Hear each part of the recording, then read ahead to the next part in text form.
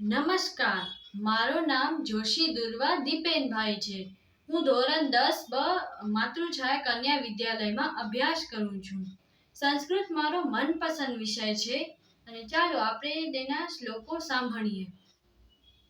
સંગચ્છધ્વં સંવદધ્વં સંવો મનાસી જાનતામ દેવા ભાગમ યથા પૂર્વે સમજાનાના ઉપાસતે. એનો અર્થ એ થાય છે કે તમે બધાએ સાથે ચાલો, સાથે બોલો અને તમારા મન એક સરખા બની રહો.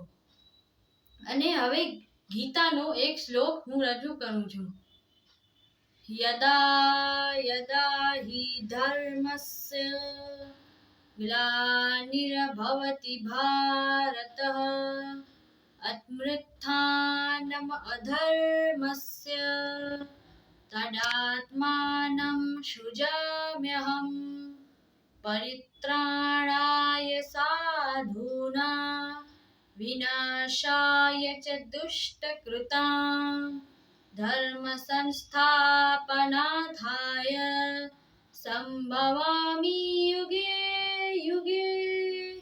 આનો અર્થ એ થાય છે કે જ્યારે ધર્મની હાનિ થાય છે ત્યારે હું આવું છું, જ્યારે અધર્મ વધે છે ત્યારે હું આવું છું, સજ્જન લોકોની રક્ષા માટે આવું છું, દુષ્ટ લોકોનો વિનાશ કરવા માટે આવું છું, ધર્મની સ્થાપના માટે આવું છું અને યુગ યુગમાં જન્મ લઉં છું.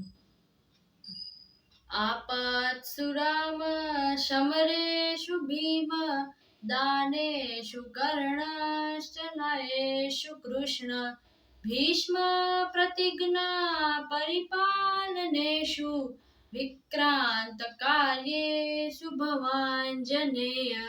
આનો અર્થ એ થાય છે કે તું આપત્તિઓમાં રામ, યુદ્ધોમાં ભીમ, દાન કાર્યોમાં કર્ણ અને નીતિઓમાં કૃષ્ણ, પ્રતિજ્ઞા પાલન કરવામાં ભીષ્મ અને પરાક્રમ જેવા કાર્યોમાં અંજની પુત્ર હનુમાન થજે.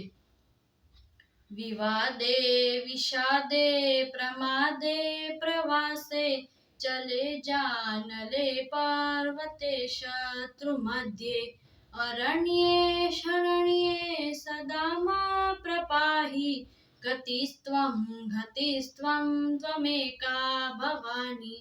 આનો અર્થ એ થાય છે કે હે ભવાનીમાં, વિવાદમાં, દુઃખમાં, આળસમાં, પાણીમાં, આગમાં, પર્વત પર, જંગલમાં અને શત્રુઓની વચ્ચે મારી રક્ષા કર. હે ભવાનીમાં, તું એકમાત્ર જ મારું શરણું છે, તું એક જ માત્ર મારી ગતિ છે. અસ્તુ.